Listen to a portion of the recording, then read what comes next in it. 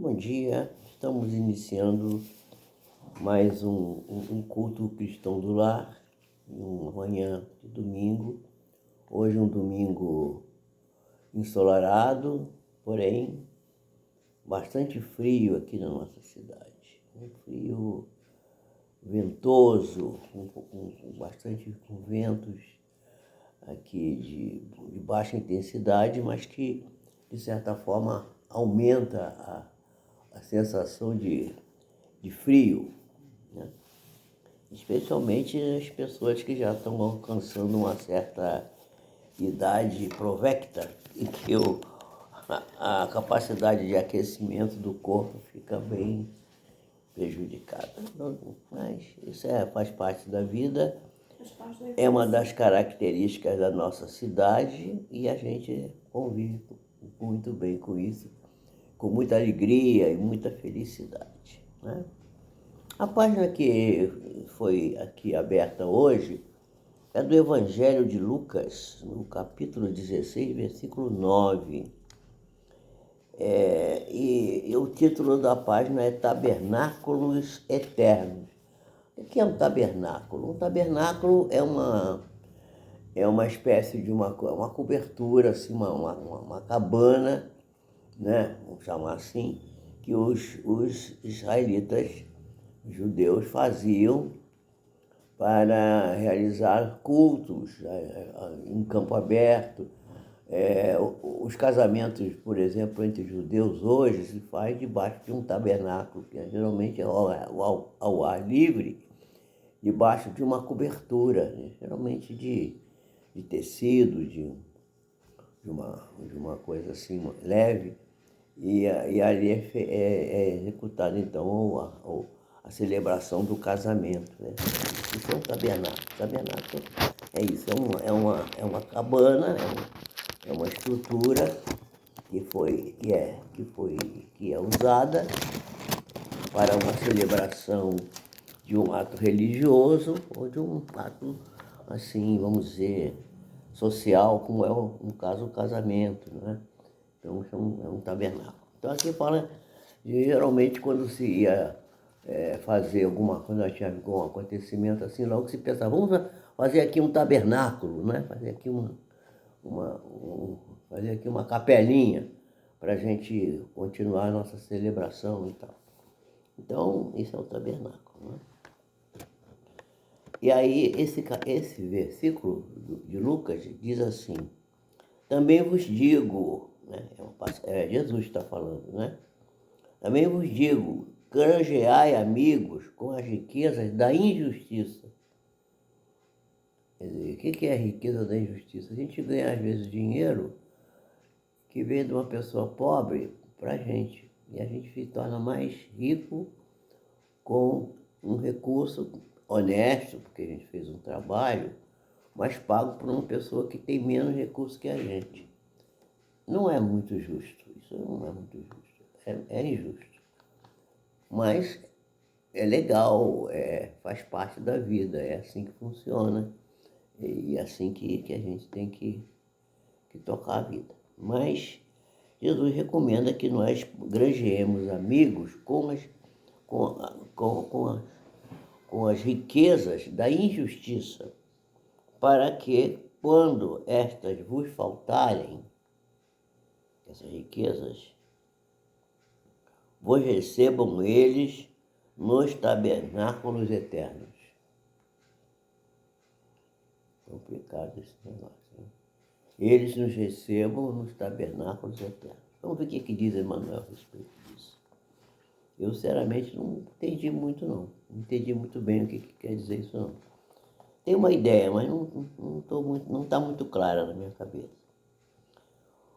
Um homem que esteja desapercebido das obrigações espirituais julgará encontrar nessa passagem um ladrão inteligente comprando o favor de advogados venais, de modo a reintegrar-se nos títulos honrosos da convenção humana. Ó, fazer uma ideia de cambalacho, né? De fazer uma coisa errada. Todavia, está explicando Emmanuel, quando Jesus fala em amigos, refere-se a irmãos sinceros e devotados, pessoas que são realmente suas amigas, que se dedicam a você. E quando menciona a riqueza da injustiça, ele inclui o passado total da criatura, com todas as lições dolorosas que o caracterizam. A vida é muito dura, né? A vida é doce, mas é dura. A gente sabe disso. A vida sempre há momentos de grandes problemas nas nossas vidas. Então, quem passou pela vida e não sofreu, só passou pela vida e não viveu, né? Já diz o grande poeta. Acho que é Coelho Neto que fala isso. Assim também, quando se reporta ao tabernáculos eterno, não se localiza em passos celestiais. O mestre situou o tabernáculo sagrado no coração do homem. Quer dizer, então vejam que levantar um tabernáculo pode ser do ponto de vista material, mas pode ser também do ponto de vista metafórico, no coração da criatura humana. Mais que alguém, o Salvador identificava-nos as imperfeições, evidenciando a imensa piedade ante as deficiências que nos assinalam o Espírito. Ele proferiu as divinas palavras que nos servem para estudo. E conhecendo os nossos desvios, as nossas defecções, ele asseverou, em síntese, que devemos aproveitar os bens transitórios que estão ao alcance das nossas mãos, mobilizando-os na fraternidade legítima, para que, esquecendo os crimes e ódios de outros tempos, nos façamos irmãos abnegados uns dos outros. Ou seja, você ajuda, você tem o recurso da iniquidade, da injustiça, mas com isso você ajuda a pessoa. E de certa forma você vai ressarcindo as dívidas que possivelmente você tenha e que você nem lembra mais. Nós temos muitas dívidas com a própria natureza, com as pessoas. Nós estamos cheios de dívidas, precisamos acertar essas dívidas, né? Valorizemos desse modo a nossa permanência nos serviços da terra, quer dizer, sempre estendamos a nossa mão para o outro, sempre façamos alguma coisa em favor do outro, né? Na condição de encarnados ou desencarnados, favorecendo por todos os recursos ao nosso dispor a própria melhoria e a elevação dos nossos semelhantes. Joana de Ângeles diz que nós devemos dar honra e glória ao ser humano, que é o maior investimento do Criador. O ser humano é o maior investimento do Senhor, do Criador da vida. Portanto, devemos dar a esse ser, que é o maior investimento do Criador, honra e glória. Está sempre honrando e sempre dando glória para os nossos irmãos, sempre quando elevá-los, procurar colocar a pessoa sempre num patamar melhor, né? Favorecendo por todos os recursos ao nosso dispor a própria melhoria e a elevação dos nossos semelhantes, agindo assim na direção da luz e amando sempre, porque dentro dessas normas de solidariedade sublime, poderemos contar com a dedicação de amigos fiéis que, na qualidade de discípulos mais dedicados e enobrecidos que nós, nos auxiliarão efetivamente, acolhendo-nos em seus corações, convertidos em tabernáculos do Senhor, ajudando-nos não só a obter novas oportunidades de reajustamento e santificação, mas também endossando perante Jesus as nossas promessas e aspirações diante da vida superior. Gente, que página fantástica essa, que coisa.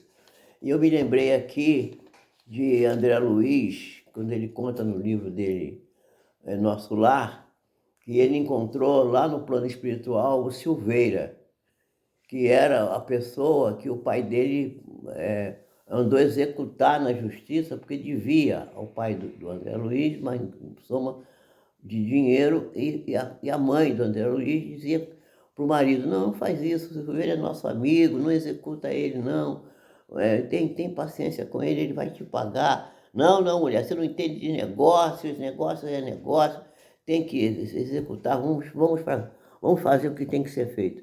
E vai e aí executa o Silveira. E o André Luiz também, de certa forma, ele apoia o pai, ele acha que o pai estava certo, né? Mas depois que ele desencarnou, ele caiu em si e viu que aquilo que ele tinha feito não era justo. O Silveira não merecia ser tratado daquele jeito. Aí ele encontra o Silveira lá no plano espiritual, e o Silveira era uma espécie de maqueiro, carregar os espíritos que estavam lá no umbral, um umbral mais baixo, desesperados dentro da lama, faziam um trabalho braçal, né? No plano espiritual, né? Fazia um trabalho braçal. E era uma coisa fantástica aquilo, ele via aquilo. Até que um dia ele disse assim, aí contou para uma pessoa que era o guia espiritual dele, naquele momento estava orientando ele. Você vai lá correndo, porque ele é muito ocupado, daqui a pouco você vai se perder dele, não vai ter mais chance de falar. Vai lá, procura. Aí ele foi falar com o Silveira, pedir perdão pelo que tinha acontecido. Aí o Silveira disse para ele assim, rapaz, você não sabe, a melhor coisa que vocês me fizeram foi isso. Porque depois que eu passei por essa dificuldade, que eu vi que as coisas materiais valiam muito pouco. E aí eu me dediquei muito mais às coisas realmente valiosas, e estou por aqui, ó. Então, se você precisar de mim, eu estou pronto para te ajudar. Quer dizer, uma coisa maravilhosa. Eu lembrei dessa história agora aqui, lendo essa passagem, quer dizer, você usar os recursos da injustiça para ajudar a pessoa que você precisa ajudar, precisa dar honra e glória para ela, né? Ajudar ela a sair das dificuldades. E não acabar de enterrar a pessoa que já está com dívida, já está toda ruim, daí você executa ela e ela acaba de ficar arrasada. Mas nesse ponto, quando a pessoa tem bom sentimento, a pessoa entende que às vezes essa queda brutal é que vai levantar a pessoa. Assim também aconteceu com Paulo de Tarso. Paulo de Tarso só acordou para as coisas espirituais quando ele caiu do cavalo lá na estrada de Damasco e ficou cego. Aí foi quando ele perdeu tudo, ficou sem nada. Não tinha mais amigos, não tinha mais dinheiro, não tinha mais apoio. Teve que ir para o deserto, curtir couro e fazer agasalhos e bolsas e tal para vender, para poder sobreviver. Uma coisa assim, é uma história encantadora, aquela história que eu digo que é o ponto de inflexão, né? Ponto de mutação, a metanoia, a transformação. Às vezes a pessoa precisa estar caída dentro da lama, com a cara na vala, para poder entender que é um ser espiritual, que precisa cuidar da sua espiritualidade, que precisa andar para frente, que precisa ser mais resiliente, mais cuidadoso, mais amigo dos amigos, ajudar mais as pessoas, que ir para frente num sentido mais positivo. Essa é a mensagem de hoje. Eu acho que nem precisa a gente ir mais adiante, porque acho que a gente já, com essa mensagem, já praticamente deu um despertamento em nós, para a gente lembrar dessas coisas com mais cuidado. O que é que acha aí você? Você acha o quê? Eu acho que está certo. Você acha que está certo? Que a gente não pode perder o prumo, né? Isso. O prumo é fundamental na nossa construção. Você pode ver que o prumo é essencial na construção das casas, Sim. qualquer construção. Porque Sim. se ele não estiver bem alinhado, desmorona. Sim. É igual à nossa vida, a gente precisa ter o prumo. Sim, mas não é disso que está falando aqui, não. Eu sei. Aqui está falando de você usar o que você ganhou com injustiça para granjear amigos, para ajudar. Sim, mas tudo é com equilíbrio. Para ajudar ajudar as criaturas. Ajudar o quê? A levantar elas se tornarem melhores. Quer dizer, você pode usar aquilo que você, às vezes, adquiriu de maneira não muito justa, mas para construir o bem, construir vamos dizer assim, uma nova perspectiva de vida para as criaturas. Mas É disso que está falando. mas de qualquer forma, para você ganhar dinheiro, você precisa ter uma meta, um objetivo, um prumo. Até para ganhar dinheiro você tem que ter um prumo. Tudo Porque para a senão vida você precisa não ter, precisa ser, você tem que não estar, consegue, você tem que né? ter meta, claro, sim. Entendeu? Então, de uma certa forma, tá ligado no que eu acabei de falar. Sim, tá Né? Tem certo. que ter um prumo, tem que ter um horizonte. Porque se você não tiver um prumo, não tiver um horizonte, você não consegue. Mas aqui está falando nada. mais é o seguinte, você tem que ter amor, Sim, amor, claro. dedicação ao outro, estar sempre pronto a dar para o outro o que você tiver de melhor, mesmo que seja adquirido com certa, não muito corretamente, né? Isso é de cada um. Não, isso é do Evangelho, Eu não é sei, de cada um não, isso é do Evangelho. Está aqui, eu sei, mas tá aqui Lucas, espera aí, vamos lá, Lucas, eu sei, né? como é que é, o versículo, vamos ver? Lucas 16:9. Eu sei, mas se você Capítulo 16, versículo 9. tira de uma forma, você está falando que se tira de uma forma não muito correta. Não, injusta, né? Não é justo, não é justo. Mas aplica bem, você ganhou amigos para que mais tarde esses amigos vão te ajudar em outras situações mais difíceis que você possa estar. É nesse sentido que está falando aqui, né? Não é questão só de você ser uma pessoa, ser correto. A correção nossa é uma correção, nosso prumo é uma correção.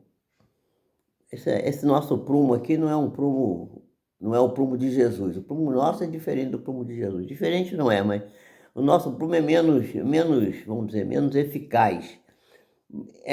Aquilo que a gente acha às vezes que é muito certo, talvez na visão de Jesus não seja tão certo. E aquilo que a gente acha às vezes que é muito errado, talvez seja não tão errado assim para o nosso Mestre e Senhor. Então, isso a gente não tem esse conceito, a gente ainda não sabe bem isso. A gente ainda tem dúvidas, nós ainda estamos muito, digamos assim, mal informados sobre a verdadeira justiça divina. Como é que é a justiça divina age? A justiça divina age por caminhos que nós ainda não sabemos bem quais são. Às vezes a gente até fica a ser surpreso de ver que determinadas coisas. Por isso que tem aquela frase que diz: existe muita injustiça no mundo. E aqui está se falando de justiça, né? Muita injustiça, mas não tem ninguém injustiçado. Todo mundo está justiçado certamente. Tudo que está acontecendo, a pessoa foi presa, mas não fez nada. Pois é, não fez agora, mas pode ser que ela, na carteira de fatos da vida dela, vidas pregressas, tem coisas lá que que a pessoa não lembra mais, que esqueceu. Precisa pagar, não. Não é pagar, precisa acertar, acertar contas, acertar contas. Pagar, não acertar. Acertar conta. A gente Não, fala pagar, parece que a gente tem alguém cobrando da gente, parece que tem um cobrador. Cobrando. A vida vai moldando naquilo que é necessário para a gente crescer, né? De alguma forma. Porque a gente está aqui para crescer e para o acerto de contas. Para acertar a conta com a gente mesmo, né?